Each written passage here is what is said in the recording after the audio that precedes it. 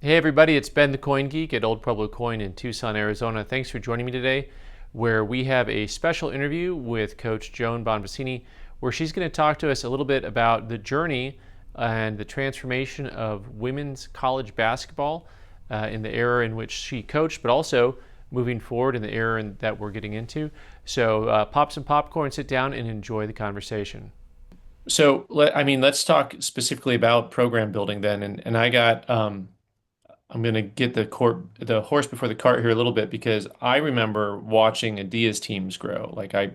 We had tickets in 2017 and sitting through a 6-win season Yep, I was there. and watching that team, but I was inviting everybody I knew because I saw it.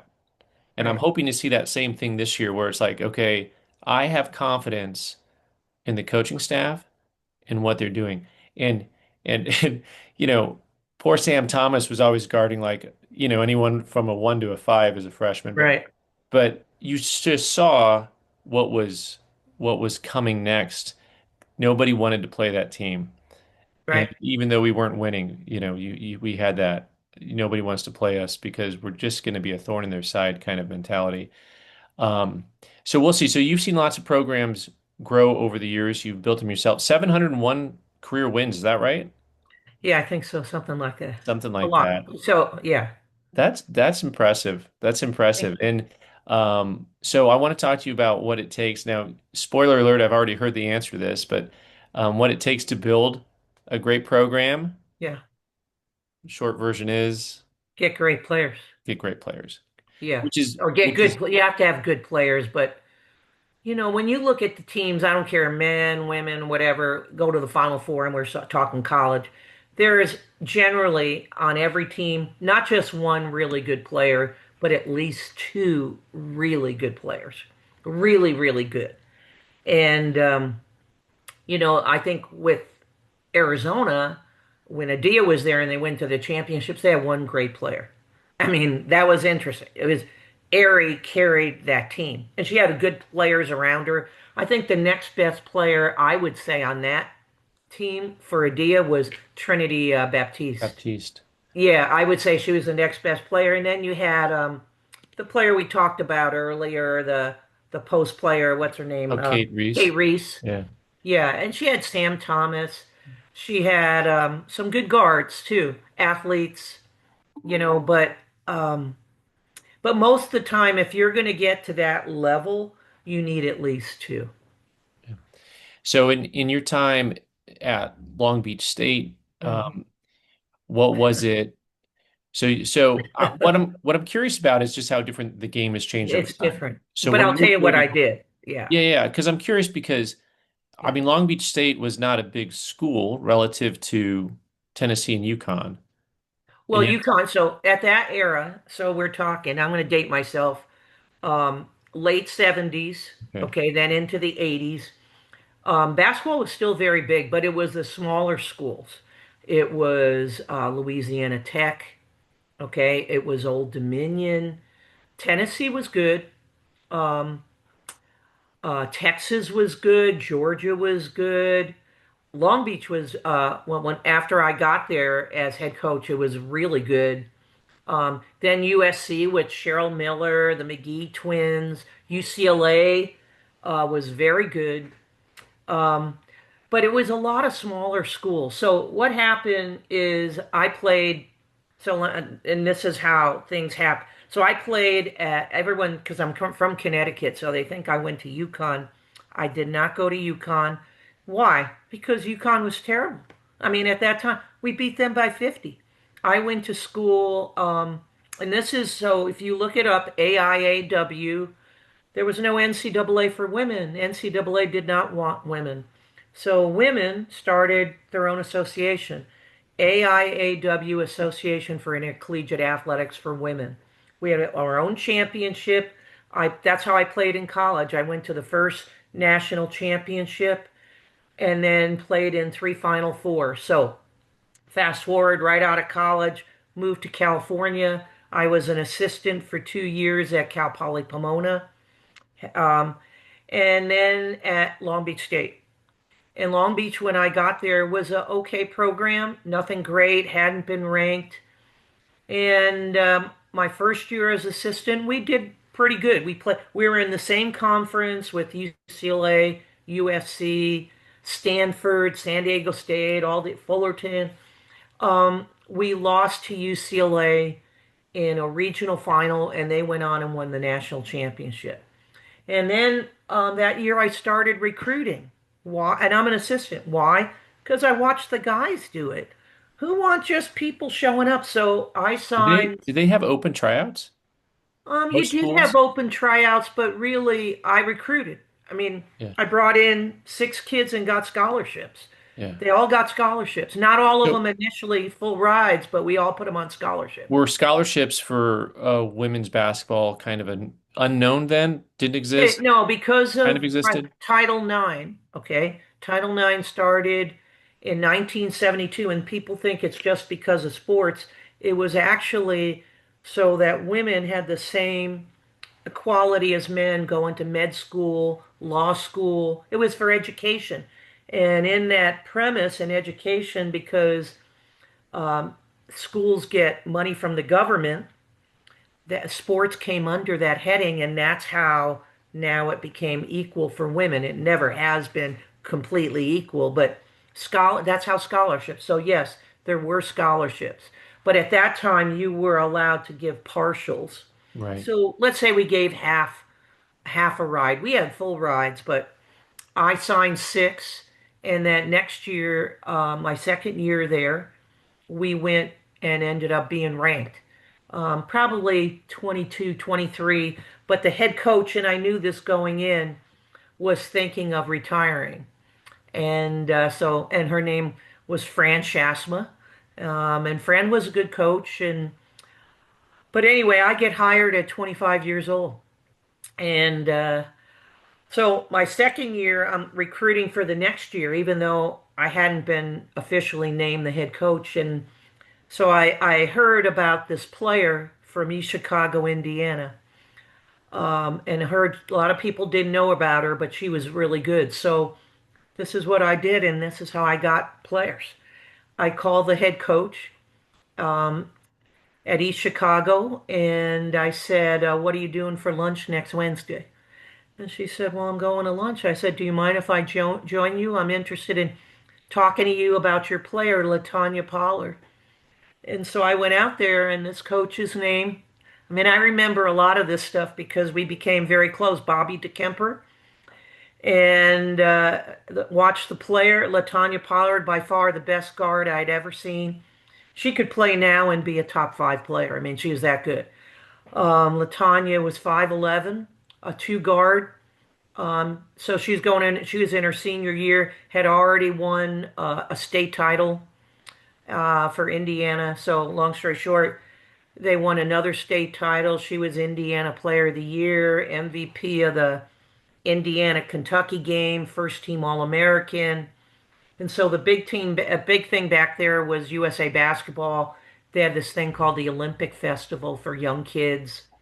Um, and she was on the Midwest team, and I went out to the games.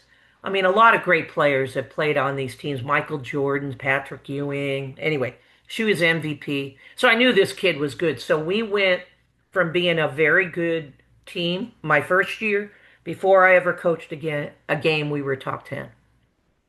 So I started my first season as a head coach ranked in the top 10. So that's unusual. Was it unusual to be recruiting the way you were? Yes, Okay. yes. I was doing things, nothing illegal, but within the rules, much more aggressively um, with players. So, yeah, and then, people realized in that area what I was doing, but USC did, obviously with Cheryl Miller, Cynthia Cooper, the McGee twins. They were very heavily recruited, but it wasn't like Latanya should have gone to a Big Ten school. I mean, she's in Indiana. Yeah. And they recruited her, but not, she liked me. Like it was a trust thing with her. The coach trusted me, her mom trusted me. She liked being in California. Um, and I had a good team. I mean, I had, so we talked about guards before. I had great guards. So I had signed, I told you the year before I signed six players. One of them, Beth Schrader, was on the USA junior team at 5'9" guard. I had another player that was there, so I didn't recruit her, but she was a good player, Kim Maddox, who was also on a USA team. So I had three guards, 5'9", 5'9", Latanya's 5'11". I started those three guards. So right, so why did I sign big guards? You know, and you talk about previous because at that time I was a big guard, not now. I'm 5'8". I was a point guard. And I realized I had a big advantage. I'm taller than most every guard, and I was quick. So that's what I looked at. So I liked bigger guards. If we could do the same thing, why not get a big guard? Yeah, so going from recruiting at Long Beach State and then you Hmm. get the Arizona job. By the time you get Hmm. the Arizona job, what year did you start at Arizona? 91. 91. How different was both the recruiting Yeah. for women's basketball, but also um, the depth of the talent level, the talent pool? Well, the t talent pool was a lot more than it was when I first started at Long Beach. You know, California has great talent, always has. But my best players I had generally were outside of California.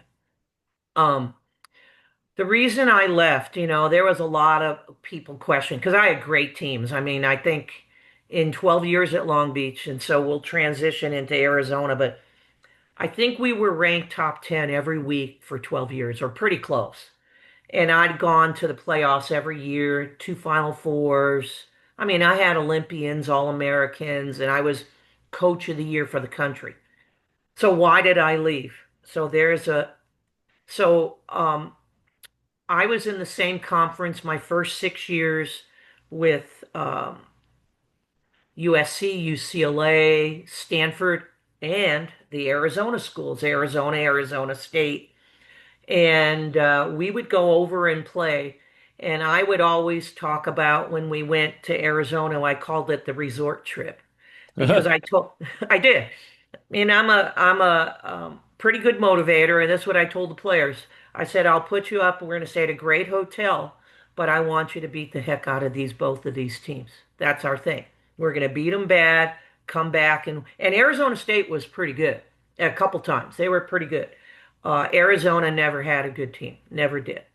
Um, so my last 6 years at Long Beach, we changed conferences because then, at that time, the Pac-10 didn't have the women in, but they did my last 6 years. So they started putting money in. The Pac-10 Mhm. started putting money in the program. So now we're no longer with USC, UCLA. We're in, I think it was the PCAA and then the Big West. But I still played USC. Always played USC. Played Stanford until they stopped. They wouldn't play us anymore. UCLA, we did, but we beat them so bad.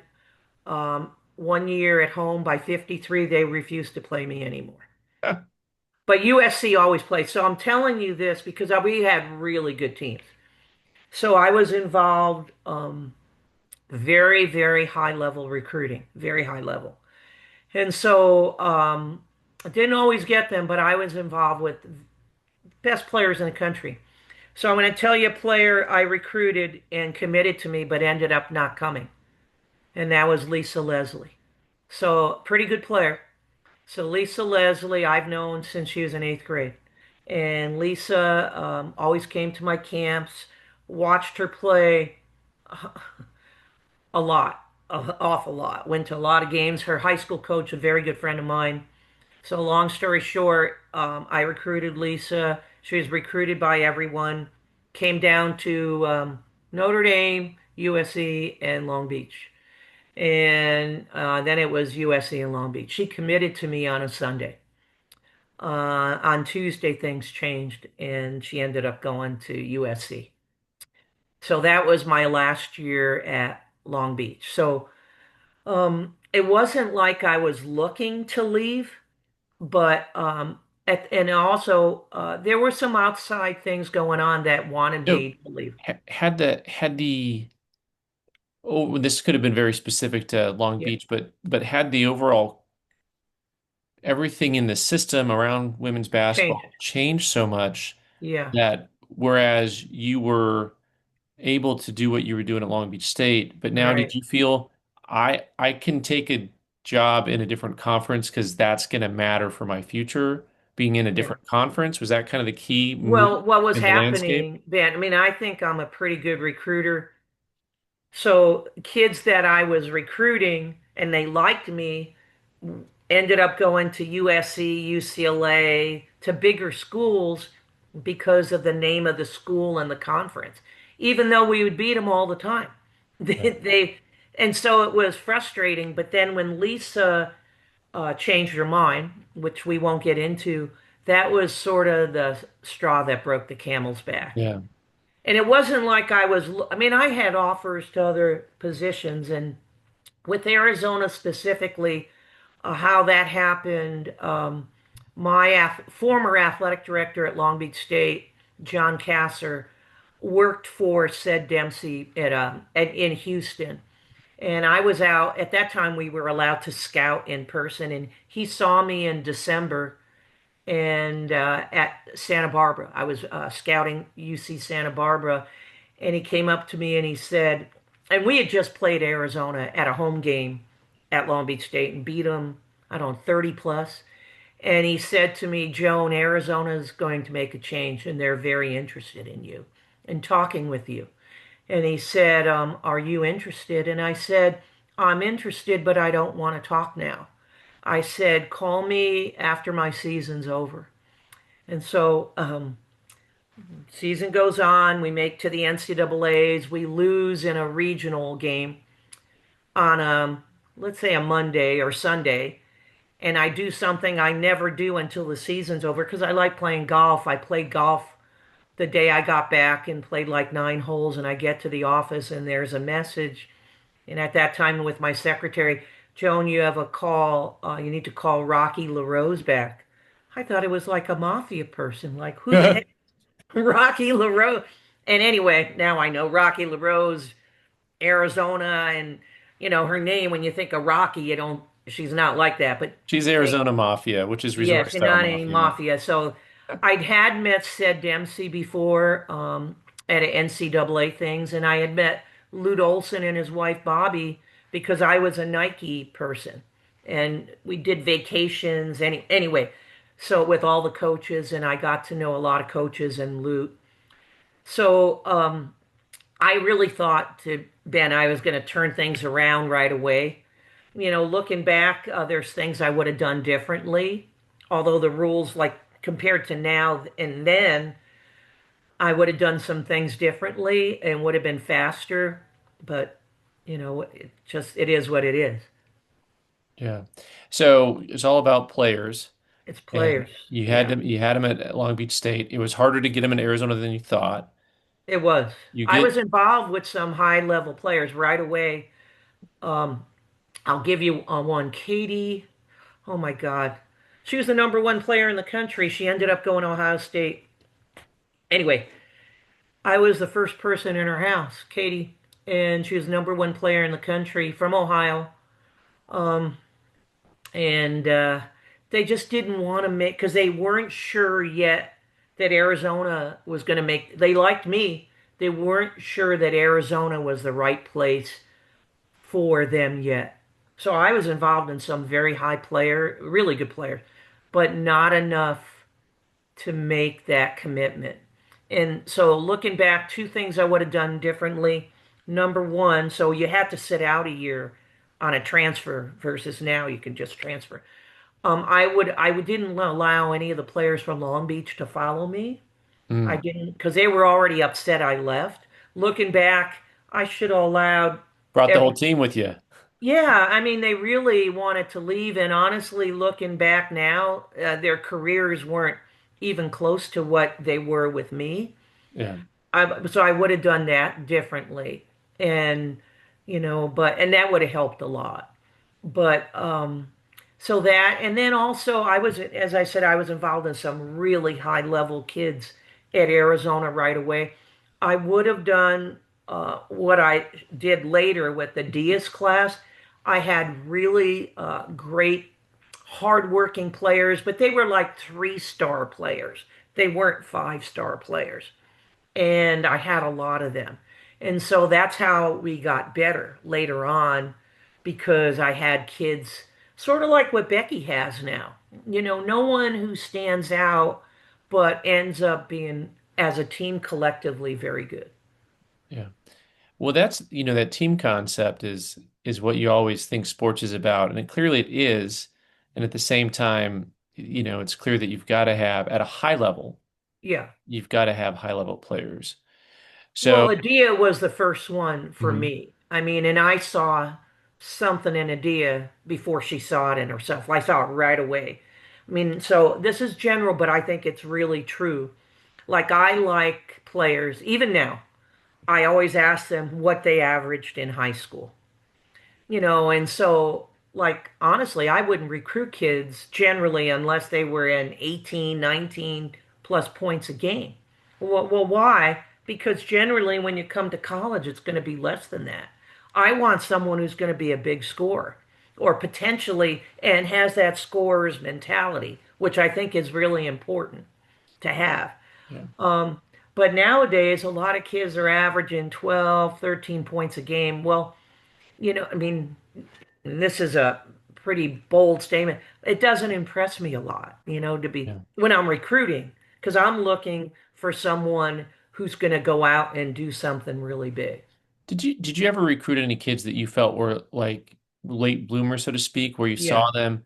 Your comment about you knew Adia before Adia knew Adia, Hmm. like kids that are averaging maybe 10 or 15 points a game instead of 18 to 25, and you said, okay, that person has so much more going on than they know, or maybe you just saw they didn't have the opportunities because they were behind a player. Do you Yeah. get to cherry pick, as we might say, some players? Yeah, I think, well, let's say Adia. Adia averaged big numbers. Okay. I think as a junior, she was at 21, as a junior and 5'10". Okay. Like today, she would have been higher recruited than she was then. Then as a senior, and she didn't sign in the fall because they had two signing periods. She wanted because she had like Cal State Northridge and maybe another school, Division II school. Then she I think averaged 27 as a senior and was CIF. So CIF is California Interscholastic Federation Player of the Year. Very important in California. I mean, if you're that good, you're pretty dang good to be named that. Um, and I sent an assistant out to go watch her because her numbers were so good. And then I went out and I offered her on the spot. I knew because she was here's the other thing I look at, not just their average, whether it's point rebounds or whatever. I look at their energy level. So I call it their internal motor. An analogy would be think of like a gas tank. I'd rather have a gas tank either full or almost full than one you got to put more gas in. And she has, so I like players with that internal motor, and Adia definitely has that. I like players high energy, spunky. I like players that are long, tall, Well, the metrics, I think versatile. I think what's one of the things that's important there, and this gets us to maybe to Becky Burke a little bit and what she's doing at the U of A right now is, there is metrics that you can measure, and then there's Yeah, things you got to observe. And right. that high motor one is one, there's a business guy out there who talks about, people ask, well, how do you motivate your crew? And he says, well, I only hire people that are motivated. That's a You good don't answer. motivate anybody. Yeah. And I think at the U of A, we've seen that enough in the last, if you follow U of A women's basketball, we've seen the players that like, man, that Ferrari's always in the shop, like how do you get it going? Yeah. And in the meantime, you'll see players that, I mean, I loved Madison Connor. Here's a gal who I thought gave her all the time. And I loved the motor, even though she might have had the same athleticism as some of the other kids. Maybe I just related to that well. But the motor is really important. And so what we've seen so far with how Becky is going to be coaching and the players she has, motor, motor, motor is what we're going for. And I think that's who she's recruiting right now. I would say so. You don't see, let's say, a true post player with that high motor Right. generally. It's usually guards, definitely, and then forwards. But I would say there's only two things you can control in life, and this is probably true for anything. But in, let's say, basketball specifically, it's your effort, and that's how hard you go, and your attitude. Okay, and your attitude controls everything, and it's contagious. And so when you have players that are highly motivated or high motor, no one likes to look bad in practice and definitely in game. When you have a player who's really high motor, you make the players in practice, if they're not high motor, uh, you're going to make them look really bad or they're going to have to respond. And when you have a bunch of players that are high motors and everyone's going in that level, it's amazing what you can accomplish. And now, you said something you can't motivate someone. I do think you can motivate someone because I've seen it and I've done it, but you can only do so much. They have to have that internal motor themselves. But as a team, like I'm responsible, if I'm the coach, you've got two things. You've got to motivate and coach the group, but then you've got to learn how to coach and motivate a specific person. And you do it differently once you get to know them. Yeah. Yeah, there's some players I could never raise my voice to because they would tune me out. And then some players you've got to kick them in the butt a little bit, Mhm. put your arm around them. So there's different things you have to do. But Yeah. Well, and when you're dealing with 18-year-olds, 19, 20, 21, 22, I mean, not that being adults much different than being a kid, but to a certain extent, they don't have as much experience in life, and sometimes they're still just learning. So, absolutely. that working on their attitude and stuff is something that you can really do still with those Oh, kids, absolutely. and trying to find a way to fine tune them can, like you said, they're all different. So that's the hard part, The backgrounds. when you Mhm. have a team, you're coaching the team, but honestly, you've really got to figure out how to coach them individually to get players within the team concept to reach their potential. Well, it's exciting for me to see what they can do, and I really appreciate all the knowledge that you're dropping here on us for the just inexperience, right? So like the average person who watches basketball hasn't been where you've been, and so I think hopefully we've provided opportunity for people to hear from the courtside seat what's it like to learn, to coach, to build a program, all that stuff. So thanks so much for your time today. Hey, I appreciate it. It was fun. Thanks for being here. As always, like, share, and subscribe. Leave some comments down below. Let us know what you think about the conversation. And you can follow Coach on Instagram at BoldVenture1. And we can't wait to see you down at McHale Center this year. Go Cats.